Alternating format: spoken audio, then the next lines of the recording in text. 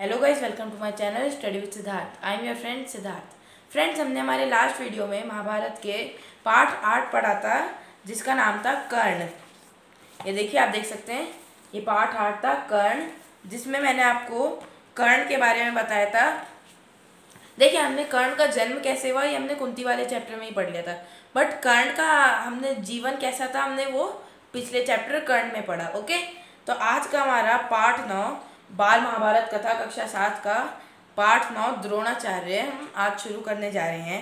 आप खोल सकते हैं हमारा पृष्ठ 16 बाल महाभारत कथा का पार्ट 9 द्रोणाचार्य। फ्रेंड, उससे पहले मैं आपको एक और बात बताता हूँ। अगर आपने हमारा पिछला वीडियो नहीं देखा है तो उसका लिंक आपको डिस्क्रिप्शन में मिल जाएगा, आप अभी जाके देख सकते हैं। उसके अंदर मैंने एक डिटेल डिस्क्रिप्शन दिया है कर्ण की लाइफ का। तो चलिए स्टार्ट करते हैं। आप फिंगर टिप लगा लीजिए जहाँ पे मैं रीड करना स्टार्ट कर रहा हूँ। आचार्य द्रोण महर्षि भरद्वाज के पुत्र थे। हाँ, तो हमारा चैप्टर किसके बारे में आज? द्रोणाचार्य। तो अब हम द्रोणाचार्य के बारे में पढ़ने जा रहे हैं। ओके, आचार्य देखिए वो होते थे पहले के टाइम में प्रोफेसर। मैं आपको सिंपल बताता हूँ, आचार्य कौन होते थे? प्रोफेसर। तो इसलिए इनका नाम था द्रोण, पर इनके नाम के पीछे आचार्य लगा देते हैं क्योंकि ये प्रोफेसर थे उस वक्त के। तो आचार्य द्रोण महर्षि भरद्वाज के पुत्र थे। तो जो आचार्य द्रोण थे वो भरद्वाज जी के पुत्र थे, महर्षि भरद्वाज। पांचाल नरेश का पुत्र द्रुपद भी द्रोण के साथ ही भरद्वाज आश्रम में शिक्षा पा रहा था। अब जो पांचाल नरेश द्रुपद था, जो पांचाल नरेश था उसका पुत्र, उसका बेटा द्रुपद भी द्रोणाचार्य के साथ भरद्वाज आश्रम में शिक्षा पा रहा था। मतलब जो भरद्वाज जी का आश्रम था उसके अंदर द्रोण और द्रुपद दोनों एक साथ शिक्षा पा रहे थे। दोनों में गहरी मित्रता थी, मतलब दोनों बेस्ट फ्रेंड थे। कभी कभी राजकुमार द्रुपद उत्साह में आकर द्रोण से यहाँ तक कह देता था कि पांचाल देश का राजा बन जाने पर मैं आधा राज्य तुम्हें दे दूंगा। मतलब कभी कभार वो एक्साइटमेंट में आके, जो द्रुपद था वो राजा का बेटा था, तो एक्साइटमेंट में आके कह देता था कि जब मैं राजा बन जाऊंगा ना तो मैं तुमको अपना आधा राज्य दे दूंगा। वो इतना ज़्यादा एक्साइटमेंट में आ जाता था अपने बेस्ट फ्रेंड को लेकर। शिक्षा समाप्त होने पर द्रोणाचार्य ने कृपाचार्य की बहन से ब्याह कर लिया। जब उनकी शिक्षा पूरी हो गई तो द्रोणाचार्य ने कृपाचार्य कौन थे? जिन्होंने पांडवों को और कौरवों को शिक्षा दी थी। तो कृपाचार्य की बहन से विवाह कर लिया। मतलब द्रोणाचार्य ने कृपाचार्य की बहन से विवाह करा। उससे उनके एक पुत्र हुआ। फिर उनका एक पुत्र हुआ जिसका नाम उन्होंने अश्वत्थामा रखा। जिसका नाम क्या रखा? अश्वत्थामा। द्रोण अपनी पत्नी और पुत्र को बड़ा प्रेम करते थे। द्रोण अपनी पत्नी और बेटे को बहुत प्यार करते थे। द्रोण बड़े गरीब थे, पर वो बहुत गरीब थे। वह चाहते थे कि धन प्राप्त किया जाए और अपनी पत्नी व पुत्र के साथ सुख से रहा जाए। मतलब चाहते थे कि उनको पैसा मिले थोड़ा सा ज़रूरत के हिसाब से और वो सुखी होकर रह सकें। उन्हें खबर लगी कि परशुराम अपनी सारी संपत्ति गरीब ब्राह्मणों को बांट रहे हैं। अब जो द्रोणाचार्य थे वो ब्राह्मण थे, तो उनको पता चला कि जो महर्षि परशुराम जी थे, मैंने आपको बताया था ना स्टार्टिंग में, तो जो परशुराम जी थे वो अपनी सारी संपत्ति गरीब ब्राह्मणों को बांट रहे हैं। मतलब वो अपनी सारी प्रॉपर्टी गरीब ब्राह्मणों में बांट रहे हैं, हर इंसान में नहीं, खाली ब्राह्मणों में। तो वह भागे भागे उनके पास गए। अब उनको ये पता चला तो भागे भागे उनके पास गए कि उनको भी थोड़ी सी मिल जाए।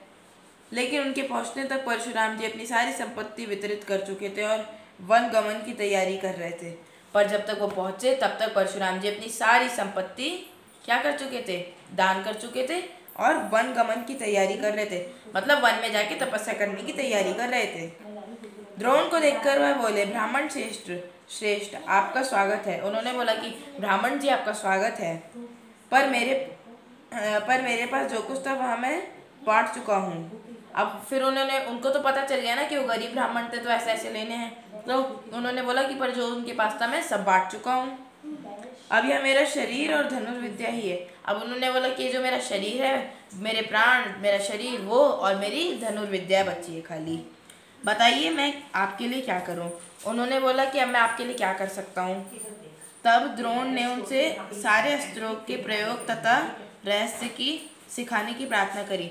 मतलब तब द्रोण ने सभी अस्त्रों का यानी सारी उन जो अस्त्र होते थे, अस्त्र शस्त्र, उनका प्रयोग और रहस्य यानी उनकी मिस्ट्री सिखाने की प्रार्थना करी। परशुराम ने यह प्रार्थना स्वीकार कर ली और द्रोण को धनुर्विद्या की पूरी शिक्षा दे दी। अब उन्होंने प्रार्थना स्वीकार करी और द्रोण को पूरी धनुर्विद्या की शिक्षा दे दी। कुछ समय बाद राजकुमार द्रुपद के पिता का देहावसान हो गया और द्रुपद राजगद्दी पर बैठा। अब कुछ समय बाद जो राजा द्रुपद था, यानी इनका द्रोणाचार्य का क्लासमेट था, उसके जो पिताजी थे उनका देहावसान हो गया, मतलब उनकी डेथ हो गई और द्रुपद राजगद्दी पर बैठा और फिर द्रुपद राजा बन गया, द्रुपद को राजा बना दिया। द्रोणाचार्य को जब द्रुपद के पांचाल देश की राजगद्दी पर बैठने की खबर लगी, जब द्रोणाचार्य को पता चला, उनको खबर मिली कि द्रुपद पांचाल देश की गद्दी पर बैठ गया, राजगद्दी पे बैठा। देखिए, राजगद्दी पे बैठने का मतलब होता है साफ बात राजा बन जाना। तो अगर मैं ऐसे फ्रेज का कभी इस्तेमाल करूं तो आप समझ जाइए कि मैं राजा बनने की बात कर रहा हूँ। तो यह सुनकर वह बड़े प्रसन्न हुए और राजा द्रुपद से मिलने पांचाल देश को चल पड़े। अब वो तो छोटा था, मजे मजे में कहता था, और वो जो द्रोणाचार्य थे उन्होंने बात सीरियस ले ली कि वो मेरे को राजा बनाएगा, आधा राज्य देगा। तो बहुत खुश हुए और उसके पास चल पड़े। उन्हें गुरु के आश्रम में द्रुपद की लड़कपन में की गई बातचीत याद थी। अब वो बचपन की उनको सारी बातचीत याद थी गुरु आश्रम में। सोचा यदि आधा राज्य ना भी देगा तो कम से कम कुछ धन तो जरूर ही देगा। उसने बोला कि आधा राज्य तो खैर नहीं देगा, लेकिन अगर जाऊंगा, मित्र है तो थोड़ा बहुत धन तो दे ही देगा। यह आशा लेकर द्रोणाचार्य राजा द्रुपद के पास पहुंचे और बोले, मित्र द्रुपद, तुम मुझे पहचानते हो ना? अब वो उसके पास गए, उन्होंने बोला, मित्र द्रुपद, तुम मुझे पहचानते हो? मैं तुम्हारा बालपन का मित्र द्रोण हूँ। उन्होंने बोला कि मैं तुम्हारा बचपन का मित्र द्रोण हूँ। ऐश्वर्य के मद में मत हुए राजा द्रुपद को द्रोणाचार्य के आना बुरा लगा और द्रोण का अपने साथ मित्र का सा व्यवहार करना तो और भी अखरा। अब मतलब वो राजा के ऐश्वर्य और जो सुख सुविधाएं होती है उन सब में वो लीन था। अब उसको इसके बीच में राजा द्रुपद का आना, द्रोणाचार्य का आना अच्छा नहीं लगा, उसको बुरा लगा। और फिर जब एक गरीब ब्राह्मण एक राजा को अपना मित्र कह रहे, ये चीज़ उसको और ना भाई, ये और बुरी लगी। वह द्रोण पर गुस्सा हो गया और बोला, ब्राह्मण, तुम्हारा यह व्यवहार सज्जनोचित नहीं है। मतलब जो सज्जन लोग होते हैं उनका तुम्हारा ऐसा व्यवहार नहीं है। मुझे मित्र कहकर पुकारने का तुम्हारा साहस कैसे हुआ? मुझे मित्र कहने की हिम्मत कैसे हुई तुम्हारी? ऐसा द्रुपद बोला। सिंहासन पर बैठे हुए एक राजा के साथ एक दरिद्र प्रजाजन की मित्रता कभी हुई है? उन्होंने पूछा कि एक राजा, मतलब सिंहासन पर बैठे एक राजा की मित्रता एक गरीब प्रजाजन से हुई है? प्रजाजन मतलब जो लोग नगरी में रहते हैं उनमें से कोई एक। तुम्हारी बुद्धि कितनी कच्ची है, मतलब तुम्हारा दिमाग कितना कच्चा है, कितना छोटा, मतलब तुम कितनी छोटी सोच है तुम्हारी। लड़कपन में लाचारी के कारण हम दोनों जो साथ रहना पड़ा, मतलब उनके पास और कोई चारा नहीं था, इसलिए बचपन में उनको जो साथ रहना पड़ा, उसके आधार पर तुम द्रुपद से मित्रता का दावा करने लगे। अब उन्होंने बोला कि उसके साथ तुम मेरे से मित्रता का दावा करने लगे। दरिद्र की धनी के साथ, मूर्ख की विद्वान के साथ और कायर की वीर के साथ मित्रता कैसे कहीं हो सकती है? मतलब उन्होंने बोला जो गरीब होते हैं उसकी अमीर के साथ, ठीक है, फिर जो बेवकूफ़ होते हैं और उसकी विद्वान यानी समझदार के साथ, और जो लोग कायर होते हैं, डरपोक होते हैं, उनकी वीर के साथ कभी मित्रता नहीं हो सकती। मित्रता बराबरी की हैसियत वालों में ही होती है। मतलब जो लोग बराबर की हैसियत रखते हैं, मित्रता खाली उनमें होती है। जो किसी राज्य का स्वामी ना हो वह राजा का मित्र कभी नहीं हो सकता। मतलब जो किसी राज्य का राजा ना हो वो कभी राजा का मित्र नहीं हो सकता। द्रुपद की इन कठोर गर्भोक्तियों को सुनकर द्रोणाचार्य बड़े लज्जित हुए और उन्हें क्रोध भी बहुत आया। मतलब उसकी इतनी कठोर जो उसने बातें बोली, ये सुनकर द्रोणाचार्य को बहुत शर्मिंदा होना पड़ा और उन्हें गुस्सा भी आया। उन्होंने निश्चय किया कि मैं इस अभिमानी राजा को सबक सिखाऊंगा और बचपन में जो मित्रता की बात हुई थी उसे पूरा करके चैन लूँगा। अब उन्होंने वचन ले लिया कि बचपन में जो मित्रता की बात हुई थी उसको तो पूरा करूँगा ही, और इस घमंडी राजा को मजाक चखाऊँगा, सबक सिखाऊँगा। वह हस्तिनापुर पहुँचे और वहाँ अपनी पत्नी के भाई कृपाचार्य के यहाँ गुप्त रूप से रहने लगे। मतलब वो हस्तिनापुर में अपनी पत्नी के भाई के साथ गुप्त रूप से, मतलब एक सीक्रेट रूप से रहने लगे। बाहर कहीं एक सेकेंड। एक रोज हस्तिनापुर के राजकुमार नगर के बाहर कहीं गेंद खेल रहे थे कि इतने में उनकी गेंद कुएं में जा गिरी। अब जो हस्तिनापुर के राजकुमार थे यानी कौरव पांडव, वो बाहर गेंद खेल रहे थे और उनकी गेंद यानी बॉल, और उनकी बॉल कुएं में जा गिरी। युधिष्ठिर उसको निकालने का प्रयत्न करने लगे तो उनकी अंगूठी भी कुएं में गिर पड़ी। अब युधिष्ठिर उसको निकालने की कोशिश तो कर ही रहे थे, इतने में उनकी अंगूठी भी गिर गई। मतलब राजकुमार पहले अंगूठी पहनते थे तो उनकी गिर गई। सभी राजकुमार कुएं के चारों ओर झांक झांक कर देखने लगे। मतलब सभी राजकुमार कुएं के चारों ओर अंदर झांक झांक कर देखने लगे, पर उसे निकालने का उपाय उनको नहीं सूझता था। मतलब उनको उसे निकालने का जो उपाय था वो नहीं आ रहा था दिमाग में। एक कृष्ण वर्ण का ब्राह्मण मुस्कुराता हुआ यह सब चुपचाप देख रहा था। तो मतलब एक ब्राह्मण उनको ये सब मुस्कुराता हुआ देख रहा था। राजकुमारों को उसका पता नहीं था। राजकुमारों को ये सारी बात नहीं पता थी कि ब्राह्मण उनको देख रहा है। राजकुमारों को अचरज में डालता हुआ वह बोला, राजकुमारों बोलो, मैं गेंद निकाल दूं तो तुम मुझे क्या दोगे? फिर उनको हैरानी में डालता हुआ बोले एक ब्राह्मण जो थे उनको देख रहे थे कि मैं तुम्हारी बॉल निकाल दूं, तुम मेरे को क्या दोगे? ब्राह्मण शेष, आप गेंद निकाल दें तो कृपाचार्य के घर आपकी बढ़िया दावत करेंगे। उन्होंने बोला कि अगर आप गेंद निकाल दें तो हम अपने गुरु कृपाचार्य के घर आपकी बढ़िया सी दावत रखेंगे। युधिष्ठिर ने हंसते हुए कहा। ऐसा युधिष्ठिर ने हंसते हुए बोला। अब वो बच्चे हैं तो ऐसा तो बोलेंगे ही। तब द्रोणाचार्य ने पास में पड़ी हुई सीख उठा ली और उसे पानी में फेंका, और फिर पास में पड़ी हुई उन्होंने ऐसी कोई भी सीख उठा ली, उसको पानी में फेंका। सीख गेंद को ऐसे जाकर लगी जैसे तीर। अब सीख जो थी वो बॉल को ऐसे घुसी जाके जैसे तीर मारा हो, जैसे ही तीर, और फिर इस तरह लगातार कई सीखे वे कुएं में डालते गए, और ऐसे उन्होंने कई सीखे कुएं में फेंक दी, डाल दी, एक ही बात है। सीखें एक दूसरे के सिरे से चिपकती गई। फ्रेंड्स देखिए, उन्होंने ऐसे एक सीख डाली, ठीक है, मैं आपको एग्जांपल कैसे दूं। उन्होंने ऐसे एक सीख डाली, फिर उन्होंने जो दूसरी डाली वो एकदम उसके ऊपर लगी, तीसरी उसके ऊपर लगी, वो ऐसे एक करेक्ट सीक्वेंस से डालते चले गए। सोचिए कैसी विद्या थी उनके पास, ठीक है। और एक सेकेंड फ्रेंड, हाँ, आखिर सीख का सिरा कुएं के बाहर तक पहुंच गया। अब मतलब वो इतनी लंबी होती जा रही थी कि एक के ऊपर एक, एक के ऊपर एक, एक के ऊपर एक, एक के ऊपर एक, इतना लंबा हो गया कि जब वो कुएं के बाहर तक पहुंच गया तो द्रोणाचार्य ने उसे पकड़कर खींच लिया। फिर द्रोणाचार्य को क्या करना था, उन्होंने पकड़ के खींच लिया और गेंद निकल आई और बॉल बाहर आ गई। सब राजकुमार आश्चर्य से इकट्ठा देख रहे थे। उन्होंने ब्राह्मण से विनती की कि युधिष्ठिर की अंगूठी भी निकाल दीजिए। अब उन्होंने उनसे विनती की कि युधिष्ठिर की अंगूठी भी निकाल दीजिए अगर आपने बॉल निकाल दी तो द्रोण ने तुरंत धनुष चढ़ाया और कुएं में तीर मारा। अब फिर उन्होंने तुरंत अपना धनुष चढ़ाया और कुएं में तीर मारा। देन एक सेकंड, पल भर में बाण अंगूठी को अपनी नोक में लिए हुए ऊपर आ गए। देखिए उसकी नोक होती है ना ऊपर से, तो उसके अंदर अंगूठी फंस गई, तो उसी नोक में अंगूठी फंसा के बाण आ गया, और वो भी पल भर में, यानी एक सेकंड में। द्रोणाचार्य ने अंगूठी युधिष्ठिर को दे दी। यह चमत्कार देखकर राजकुमारों को और भी ज्यादा अचरज हुआ। यह चमत्कार देख के वो और ज्यादा हैरान हो गई कि ऐसा कैसे हो गया। उन्होंने द्रोण के आगे आदरपूर्वक सिर नवाया और हाथ जोड़कर पूछा, महाराज हमारा प्रणाम स्वीकार कीजिए और हमें अपना परिचय दीजिए कि आप कौन हैं। उन्होंने इज्जत के साथ अपना सर नवाया और उनसे बोला कि महाराज हमारा प्रणाम स्वीकार करें और अपना परिचय दें, मतलब अपना इंट्रोडक्शन दें, आप कौन हैं, हम आपकी क्या सेवा कर सकते हैं, हमें आज्ञा दीजिए। मतलब हम आपकी क्या सेवा करें, हम आपके लिए क्या करें, आप हमको आज्ञा करें। द्रोण ने कहा, राजकुमारों यह सारी घटना सुनाकर पितामह भीष्म से ही हमारा परिचय प्राप्त कर लेना। उन्होंने बोला कि जाओ ये सारी बातें पितामह भीष्म को बताओ और उनसे ही हमारा परिचय प्राप्त कर लेना। राजकुमारों ने जाकर पितामह भीष्म को सारी बात सुनाई तो भीष्म ताड़ गए कि हो ना हो वे सुप्रसिद्ध आचार्य द्रोण ही होंगे। उन्होंने बोला कि हो ना हो ये सुप्रसिद्ध आचार्य द्रोण ही हो सकते हैं और ऐसा कोई नहीं कर सकता।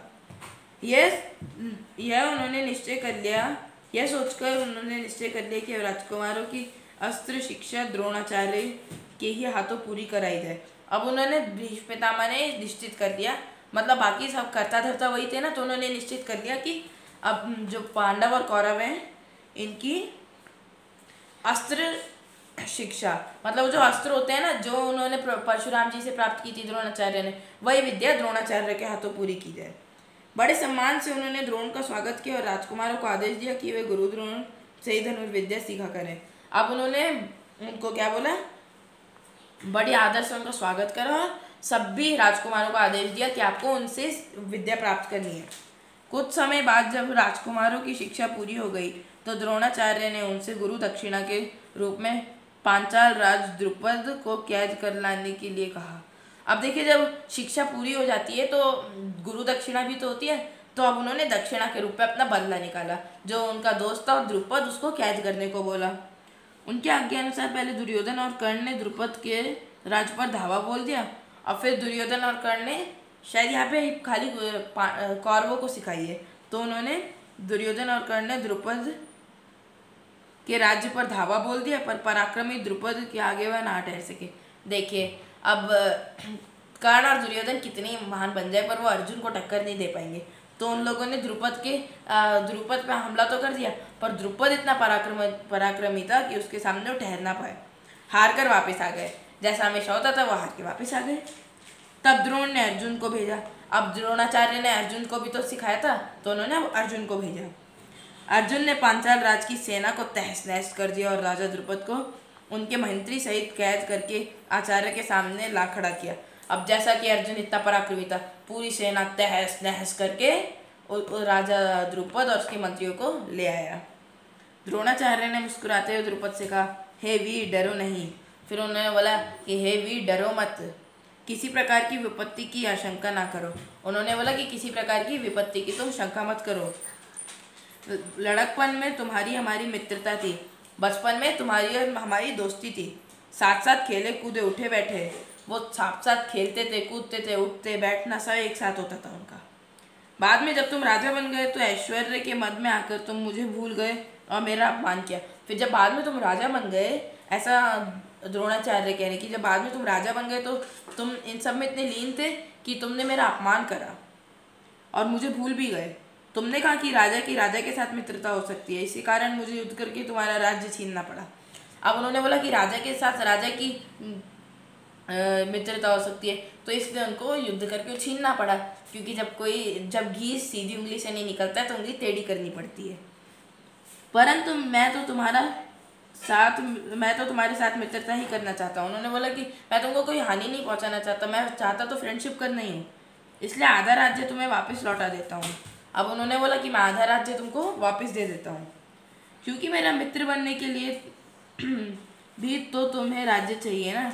क्योंकि उसने बोला कि अब तो तुम राज्यहीन हो चुके हो और मेरा दोस्त बनने के लिए तुमको भी तो राज्य की जरूरत पड़ेगी ना, वरना मैं राजा और तुम कुछ भी नहीं। मित्रता तो बराबरी की हैसियत वालों में हो सकती है ना। अब उन्होंने उसने उसको ताना मारा था ना, वही चीज़ उसने बोली द्रोणाचार्य ने कि मित्रता तो बराबरी की हैसियत वालों की हो सकती है ना, क्योंकि उन्होंने उसने द्रुपद ने द्रोणाचार्य का अपमान किया था। तो द्रोणाचार्य ने अपने इस अपमान का काफ़ी बदला समझा और उन्होंने द्रुपद को बड़े सम्मान के साथ विदा किया। अब उन्होंने अपना समझा कि इतना बदला ठीक था जितना हो गया। इस प्रकार राजा द्रुपद का गर्व चूर हो गया। इस प्रकार जो उसका घमंड था राजा द्रुपद का, वो चूर हो गया। लेकिन बदले से घृणा दूर नहीं होती। किसी के भी अभिमान को ठोस लगने पर जो पीड़ा होती है उसे सहन करना बड़ा कठिन होता है। अब लेकिन जो अपमान होता है ना, उसकी जो पीड़ा होती है वो मन को इतना कचोट सा देती है, उसको सहन करना बहुत मुश्किल होता है। द्रोण से बदला लेने की भावना में द्रुपद का जीवन का लक्ष्य बन गया। अब द्रोणाचार्य से बदला लेने की भावना उनका जीवन का लक्ष्य बन गई। उसने कई कठोर व्रत और तप इस कामना से किए कि उससे एक ऐसा पुत्र हो जो द्रोण को मार सके। अब उसने ऐसे पता नहीं कितने व्रत और तप करे कि उसका जो बेटा हो वो इतना तेजस्वी हो कि वो द्रोणाचार्य को मार दे, और साथ ही एक ऐसी कन्या हो जो अर्जुन को ब्याही जा सके, मतलब एक ऐसी कन्या हो जो अर्जुन से विवाह कर पाए। आखिर उसकी कामना पूरी हुई और उसके धृष्टद्युम्न नामक एक पुत्र हुआ और द्रौपदी नामक एक कन्या। अब उसकी जो बेटी थी उसका नाम था द्रौपदी, और उसका जो बेटा था उसका नाम था धृष्टद्युम्न। धृष्टद्युम्न मतलब उसकी कामना जो थी वो पूरी हुई। आगे चलकर कुरुक्षेत्र की रणभूमि में अजय द्रोणाचार्य ने इसी धृष्टद्युम्न के हाथों मारे गए। मतलब आगे चल के जो द्रोणाचार्य थे वो इसी के हाथों मारे गए। तो फ्रेंड्स, हमारा आज का ये पार्ट 9 द्रोणाचार्य यहीं पूरा होता है। अब हम मिलते हैं हमारे अगली वीडियो में पार्ट 10 के साथ। बाय। और अगर आपको कोई भी प्रश्न हो तो आप कमेंट सेक्शन में पूछ सकते हैं।